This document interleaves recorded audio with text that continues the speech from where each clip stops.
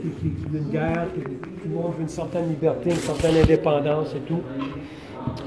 Mais ici, Krishna, nous, je devrais dire, on croit que l'indépendance, c'est la liberté de faire ce qu'on veut. On a la capacité de faire tout à notre possibilité de se plaire puis de s'épanouir d'une façon illimitée. Mais ici, Krishna dit le contraire.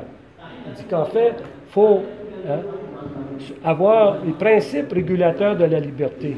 En autre mot, le yogi, celui qui pratique la spiritualité, il veut contrôler ses sens et non aller d'une façon... Alors, mais Krishna dit ça, cette régulation, c'est la liberté. Alors, ça semble une contradiction que nous, on a dans notre esprit généralement, parce que la liberté, c'est que je fais tout que je veux faire. Hein? Puis, la société moderne nous encourage à s'émanciper. Tu fais bien de l'argent, puis là, tu peux faire des voyages, tu peux faire toutes sortes d'affaires, tu peux t'amuser. Mais on voit quand même que l'exemple qu'on pourrait donner par rapport à ça, ça semble une contradiction, que Krishna, il dit qu'en fait, il faut maîtriser ses sens.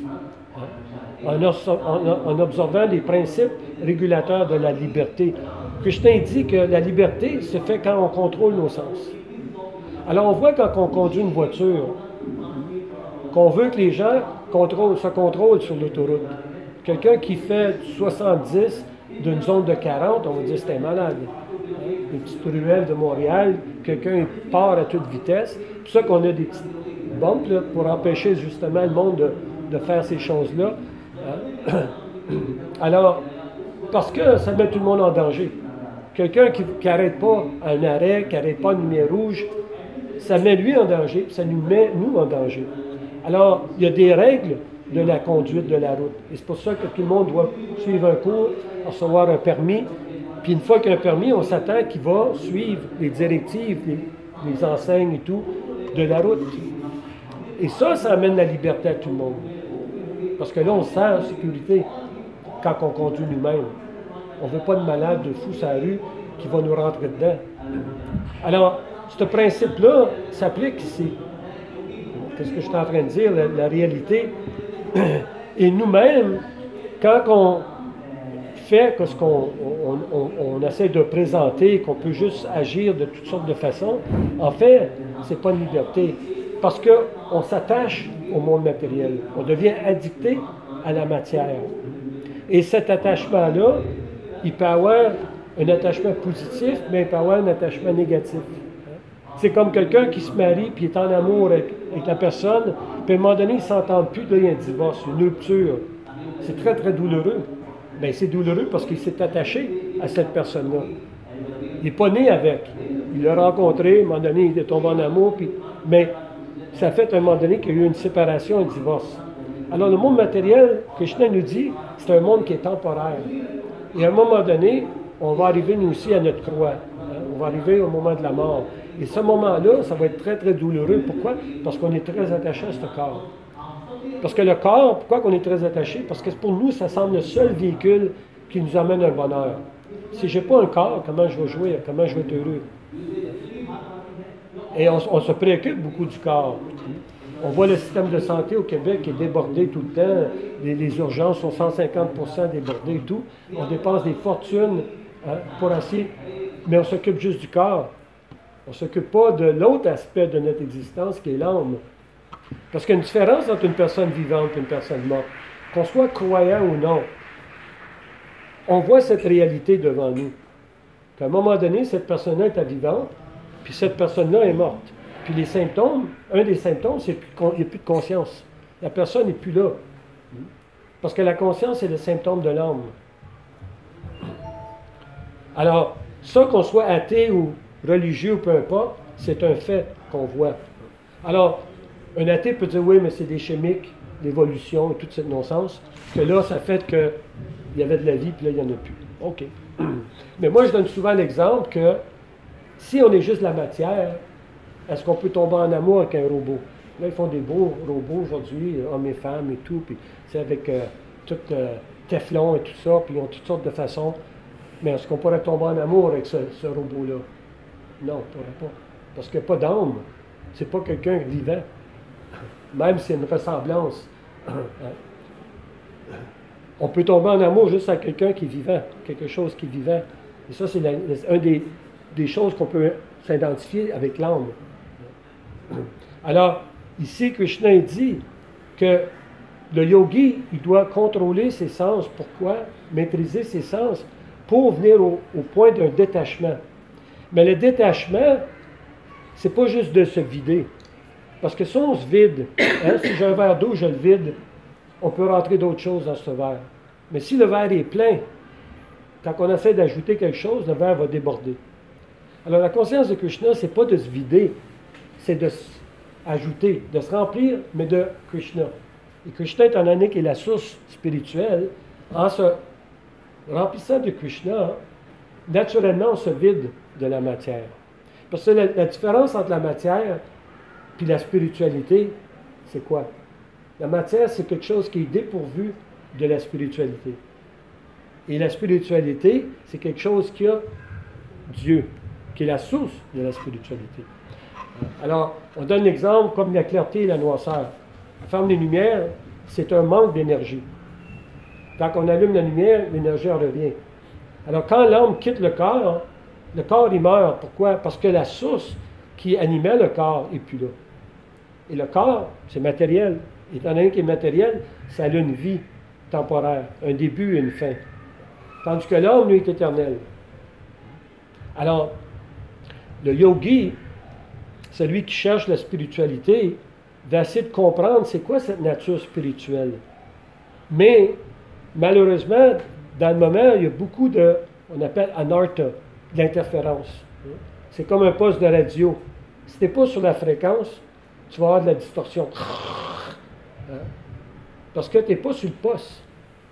Pour avoir capté. Alors, ça, en sanskrit, l'anartha, c'est toutes les distractions que le monde nous amène, qui fait qu'on oublie qui ce qu'on est en réalité, puis qu'est-ce qui est le but de la forme humaine. Alors, les Védas, ils disent Atato Brahma Vigyasa, que là, on a la forme humaine, on est fait pour s'enquérir, pas juste manger, dormir, se multiplier, se défendre, mais s'enquérir quelque chose de plus supérieur à ça. Qui je suis, qu'est-ce que je fais ici, qu'est-ce qui arrive au moment de la mort. C'est quoi le but de mon existence? Parce que oui, je peux gratifier mes sens, je peux manger, mais le chien mange aussi. Je peux dormir, mais le chien dort aussi. Alors, est-ce que, même si on peut dormir dans des lits très sophistiqués, très avancés, tout ça, puis il y a de la musique, puis c'est un lit chauffant et tout, mais c'est juste dormir. Alors, il n'y a pas un super gros progrès, là, finalement. La part du monde, souvent les animaux dorment mieux que nous autres, parce que l'homme est très stressé. Il est déprimé, il est stressé, il va peut-être perdre son emploi, financièrement ça ne marche pas, il y a un problème avec sa blonde ou son conjoint. Alors, on a toutes sortes de pilules qu'on prend pour dormir, pour se calmer, parce qu'on n'arrive même pas à dormir. Tandis que les animaux, eux autres, ils dorment facilement. Alors, on a développé une société très sophistiquée, très avancée, mais finalement, c'est juste embêté, parce qu'on n'a pas progressé vraiment. C'est les mêmes choses que les animaux ils font. Le progrès vient quand on commence à s'enquérir qui je suis, qu'est-ce que je fais ici, qu'est-ce qui se passe au moment de la mort. Et tristement, la société ne nous aide pas vraiment à ce niveau-là. J'ai un ami présentement qui est à l'hôpital, il va mieux, mais je vois des gens tristes à voir, des gens qui ils partagent une chambre avec un autre qui a 2 jambes coupées. L'autre jour, quand on a visité, il y avait une autre personne avec une jambe coupée. Tu sais, tout ça parce qu'il est au niveau il avait le cancer de la vessie, alors ils vont opérer, il est à ce niveau-là, où ce que les patients récupèrent. Et c'est très savoir que, oui, on s'occupe bien du corps, l'hôpital est là pour s'occuper des patients et tout, puis c'est glorieux, mais ça a sa limite. Mais on ne se préoccupe pas de l'âme de la personne. Et même ces gens-là, même avec toute l'aide qu'on veut leur amener, à un moment donné, ils vont mourir, ils vont être forcés de quitter le corps. Et là, qu'est-ce qui arrive? Quand on quitte le corps, quand on meurt, qu'est-ce qui se passe après ça? Est-ce que c'est fini, on est en terre, 6 pieds enterrés, ou est-ce qu'il y a une autre vie, une autre existence? Alors, la culture védique, qu'est-ce que la Bhagavad Gita, qu'est-ce que Krishna essaie d'enseigner à Arjuna, c'est qu'il y a une vie au-delà de cette existence ici. Parce qu'on est éternel, l'âme est éternelle. Alors, il essaie d'amener Arjuna à comprendre ce phénomène de l'existence éternelle de l'âme. Et si je suis un homme spirituel, c'est quoi mes activités, qu'est-ce que je devrais être en train de faire. Et là, en comprenant qui je suis, que je suis une parcelle de Dieu et mon lien est avec lui. Mais là, on donne l'exemple de moi, quand je veux me nourrir, je ne peux pas juste prendre la nourriture puis la mastiquer avec ma main. Je dois la donner à l'estomac. Et là, mon corps va être nourri. Alors, malheureusement, nous, on essaie indépendamment. On est comme la main qui essaie de jouir de la nourriture sans l'offrir à l'estomac. Et quand on l'offre à l'estomac, bien, tous les protéines, les vitamines, toutes les choses qu'on a besoin, l'estomac s'en occupe. On n'a pas à se préoccuper de ça. Si j'amenais un de vous d'un laboratoire, puis je vous donnais de la nourriture, puis je vous dis, OK, séparez-moi là, les protéines, les vitamines, les minéraux, tout. Qu'est-ce qui pourrait faire ça? C'est assez compliqué. Mais on le donne à l'estomac, puis c'est réglé. Alors nous, c'est pareil. On essaye de mille façons d'essayer de se plaire, puis de mener notre bonheur, puis on se complique tellement, quand la simple chose, c'est de simplement s'abandonner à Krishna. Il l'a laissé, lui, nous diriger, nous guider. Au lieu que ce soit notre mental, au lieu que ce soit nos sens, au lieu que ce soit notre intelligence, nos émotions qui nous guident puis nous dirigent dans la vie, puis qu'il y a des hauts puis des bas, parce que ces choses-là sont constamment en train de monter et descendre, on aura une stabilité dans notre vie, parce que Krishna est très stable. Il est au-delà des influences de la matière. Alors, le dévot, sachant ceci, ayant confiance à ça, il pratique ce genre de mentalité que, en fait, si j'appartiens à Krishna, est-ce que je ne devrais pas me soumettre à lui? Hein?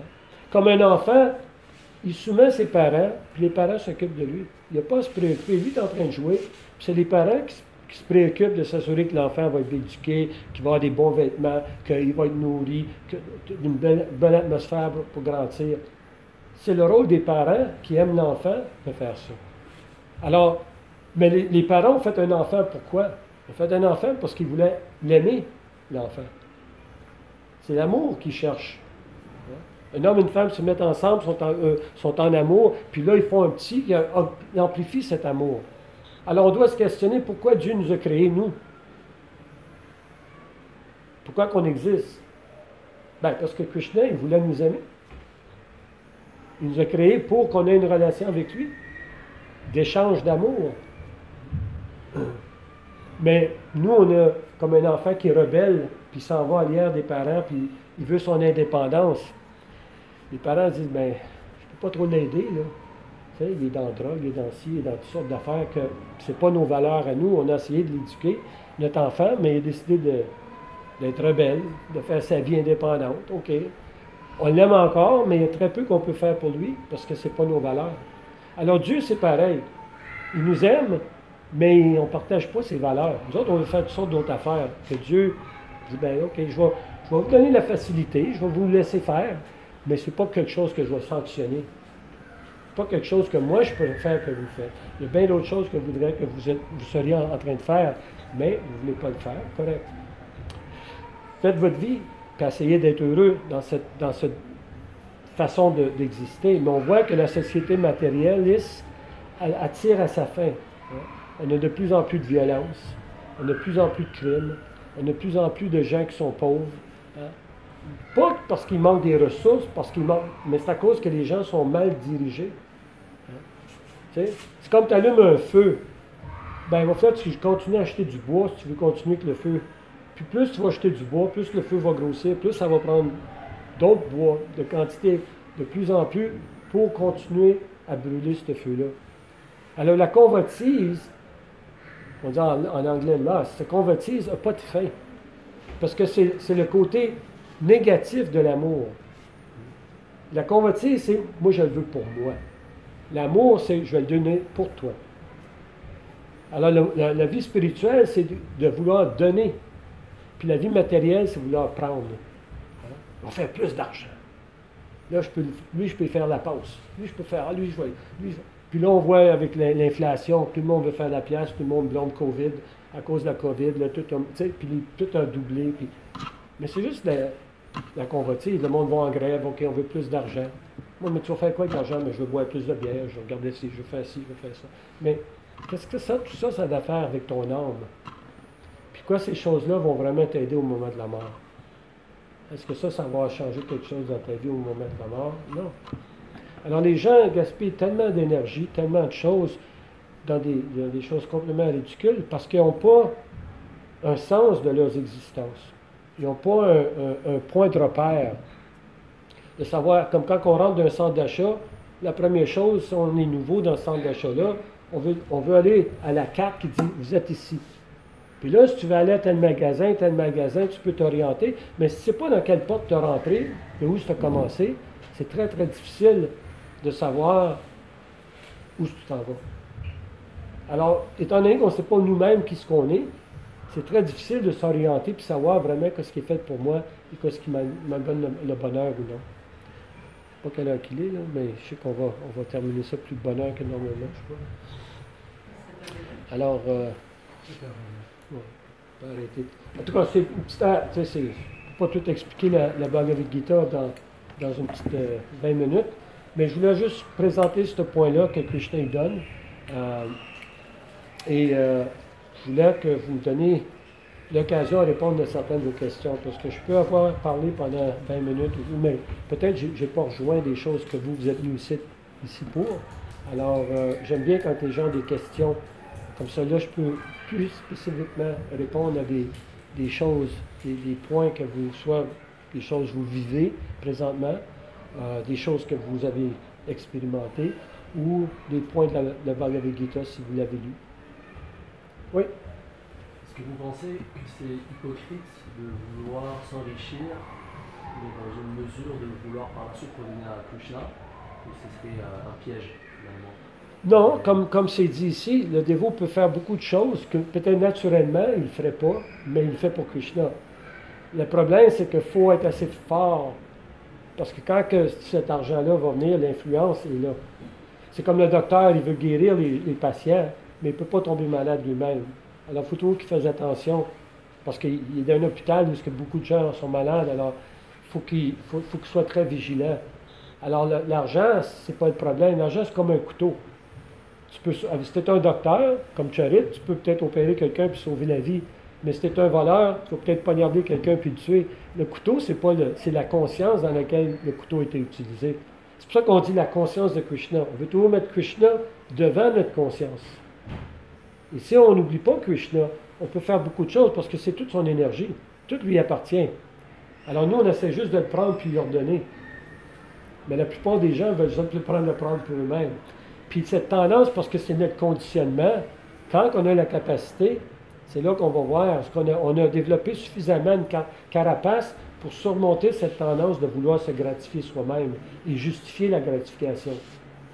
Oui, je peux venir au temple, je peux venir en voiture ordinaire, ou je peux venir d'une Mercedes ou d'une ci ou de ci. Alors, c'est pas nécessairement méchant, ça dépend de ce que tu fais, mais il faut juste faire un peu attention avec ça. Puis aussi, il ne faut pas oublier les principes de la conscience de Krishna. Si je suis juste concentré à faire de l'argent, mais je chante jamais Hare Krishna, je n'ai pas le temps de lire, je suis tellement enrobé par juste ça. Qu'est-ce qui arrive si je meurs demain matin? Le but n'a pas été atteint. Alors, il faut équilibrer. Comme si tu veux être en santé, faut que tu manges bien, mais il faut que tu fasses des exercices, il faut que tu te gardes propre. Il ne faut pas que tu t'intoxiques. Il n'y a pas juste une chose qui détermine une bonne santé. Il y a beaucoup de facteurs. Là, la conscience de Krishna, c'est ça, il faut être équilibré. Que oui, on a un corps matériel, il faut manger, il faut s'occuper, il faut dormir à un endroit, oui, c'est certain, mais il faut aussi travailler sur notre côté spirituel, puis équilibrer les deux. Oui? Krishna, pour vous, peut-être que, comme je prends un exemple pour poser ma question, j'ai entendu parler du monstre du Loch Ness, mais j'ai jamais vu le monstre du Loch Ness. Mais j'ai vu lui qui a vu le monstre du Loch Ness, puis il avait de l'air à dire qu'il était vrai. Fait que dans un sens, comme on lit les Écritures, mais on réalise pas qu'on n'est pas le corps. Même si théoriquement on comprend qu'on n'est pas le corps. Ouais. Comment on arrive à côté pratique? Bien, le côté pratique, c'est que même si on n'a pas réalisé, on se dirige quand même dans cette façon de vivre. Puis graduellement, c'est comme si tu veux lever 150 livres, tu ne peux pas juste le lever. Tu vas commencer avec 5 livres, ensuite 10 livres, 15 livres, puis graduellement, tu vas être capable d'élever 150 livres. Mais la confiance est là parce qu'on connaît des gens qui ont été réalisés spirituellement. Chez le Vyasadeva, les grands acharyas, tout ça, ils n'ont pas perdu leur temps à écrire, je ne parle pas de ne pas perdre son temps à écrire des teneurs et portées, puis de donner des explications sur ces textes-là. Il y avait d'autres choses à faire. Ça veut dire, c'est pas qu'ils essayaient de juste nous impressionner de cette façon-là. Et on peut avoir quand même certaines réalisations, même si ce n'est pas une pleine réalisation, mais quand on chante avec Krishna, quand on se donne, on goûte un goût supérieur. C'est certain. Sinon, ça fait 50 ans que je chante Hare Krishna, je ne pourrais pas être en train de le faire encore si il n'y avait pas un goût. Alors, on goûte quelque chose quand on chante Hare Krishna. Et plus qu'on s'applique, bien plus qu'on voit les fruits de nos activités. Comme dans tout, quelqu'un qui s'applique dans quelque chose, quelqu'un qui fait beaucoup du sport, puis qui est sérieux dans sa discipline, il va avoir des résultats. Alors nous aussi, il y a des résultats à y avoir, c'est certain. D'autres questions? Tu disais tout à l'heure qu'on ne peut pas tomber amoureux d'une poupée, par exemple, ou d'une machine ou quoi. Ouais. Mais on voit des êtres humains aujourd'hui qui sont en amour avec des objets, ce genre de choses. Mais la question, c'est est-ce que c'est de l'amour ou ce n'est pas de l'amour? Ben, c'est une sorte d'attachement. Ça ne peut pas vraiment être de l'amour comme avec un autre être humain, c'est certain, mais il y a de l'attachement. On peut être attaché à notre voiture parce qu'il y a le service que la voiture indirectement nous rend, mais c'est nous qui s'investissons. On est en train de s'investir dans cette machine. Sinon, ça n'a pas de valeur. Hein? C'est de la concupiscence. Oui. C'est quand tu vas au marché aux puces, je ne sais pas si tu as déjà été au marché aux puces, mais les gens ils ont des choses qu'ils veulent se débarrasser. Puis la personne elle veut la jette et dit waouh, j'ai fait un aubaine. J'ai fait un bon deal, qu'on dit en québécois. Mais c'est juste l'attachement. Un, il ne l'a vu plus, puis l'autre est super content de l'acheter, de l'avoir. Mais c'est toute une illusion. L'attraction, la répulsion. Puis dans 2-3 ans, ben lui aussi, il va vouloir s'en débarrasser. Mais dans le moment, comme je dit, la concupiscence, puis cette illusion que parce qu'on essaie d'imiter Dieu dans le monde matériel, et étant donné Dieu est le contrôleur suprême, nous aussi on essaie d'être des contrôleurs. Puis une façon d'être un contrôleur, c'est que ça m'appartient. Ça, c'est à moi. Ça, je contrôle ces choses-là. Je suis le contrôleur. Puis des fois, on achète des animaux, puis on veut contrôler les animaux, puis des fois, on veut essayer de contrôler notre épouse ou notre époux. Puis, tu sais, ce genre de mentalité-là, ça n'arrête pas. Puis là, on veut être un gros, on veut être un Donald Trump, on veut être, puis un Poutine qui va contrôler, là, je vais conquérir l'Ukraine, puis c'est toutes des illusions de grandeur qu'on se donne. Mais ultimement, au moment de la mort, tout ça va être perdu. Alors, le monde travaille tellement fort pour des choses qui sont tellement illusoires, qui va durer quoi?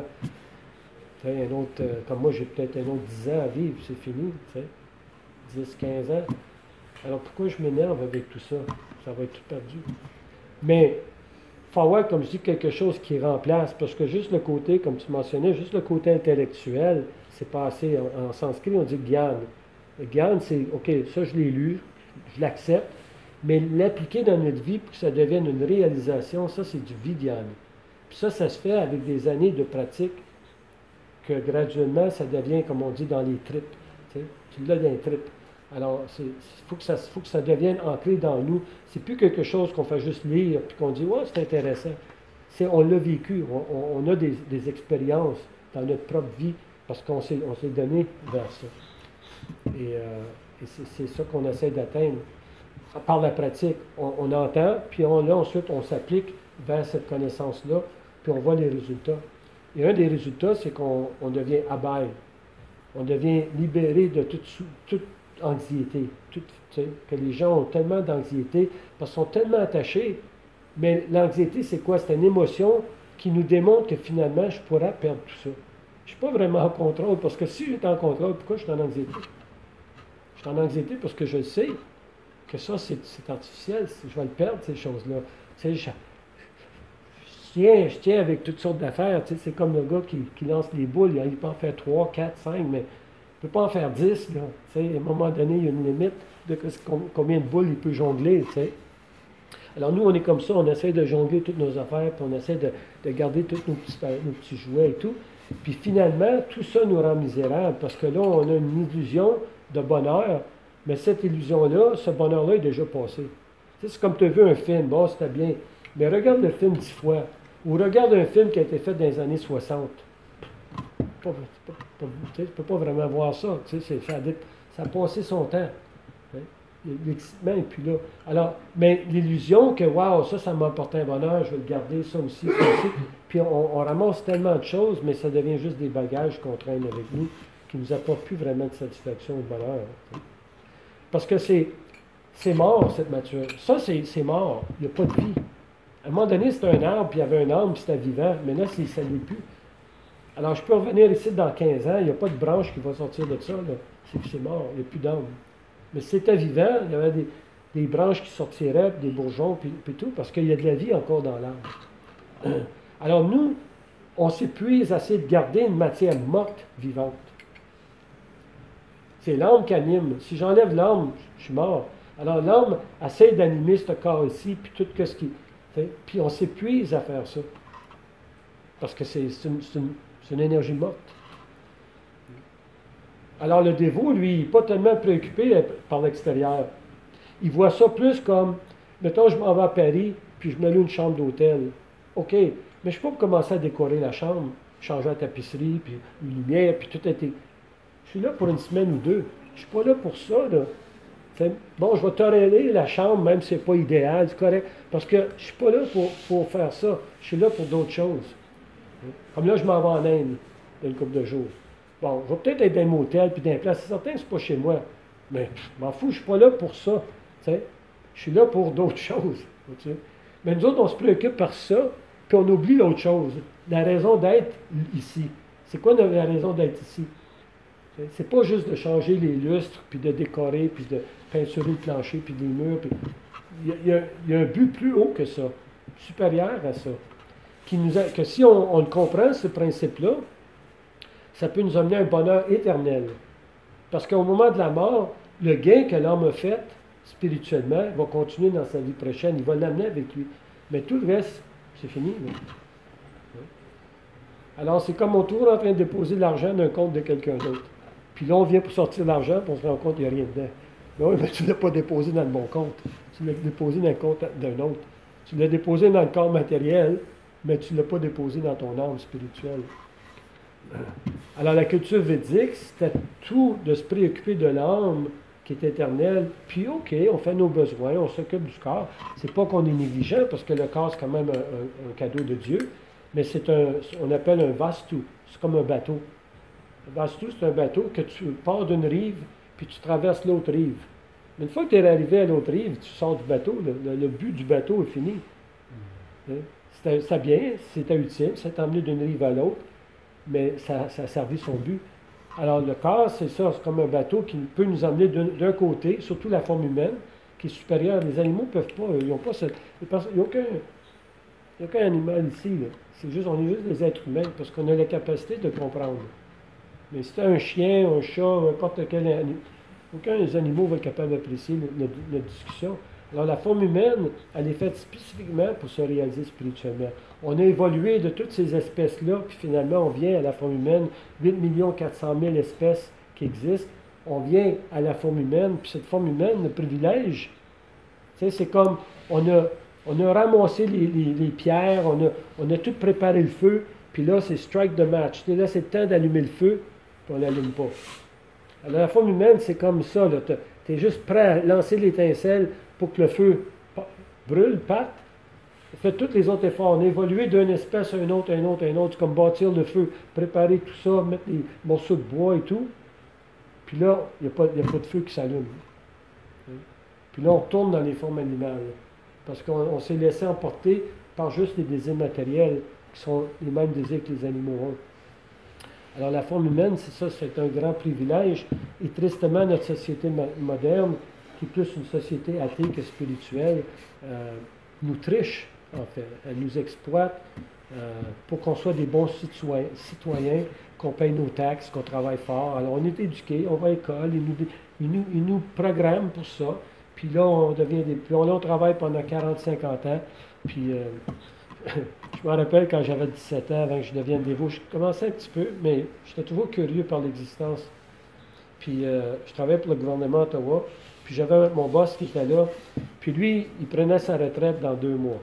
Puis tu voyais, là, il était blasé, il était écœuré. Il avait passé sa vie là. Puis il avait probablement commencé où ce que moi j'étais, à la petite job que moi j'avais. Puis il avait progressé. Puis là, il était dans le gros bureau, là, puis il était le chef. Puis, mais il allait pour une pause pipi. Puis il s'ennuyait, là, il attendait, il comptait les journées. Là, t'sais. Puis là, moi, je me projectais. Là, je dis, OK, là, si je suis bon ici, là, c'est ça mon but. Là, je vais me rendre jusqu'à lui. Puis quand je vais me rendre jusqu'à lui, là, je vais être aussi blasé, aussi écœuré que lui. Alors pourquoi je vais faire ce trajet-là? C'est un culte de sac. Pourquoi je vais aller dans un culte de sac? Ça aboutit nulle part. Tandis que devenir dévot, ben là, ça aboutissait à quelque chose. Alors, j'ai pu, malheureusement, de Krishna comprendre ces choses-là.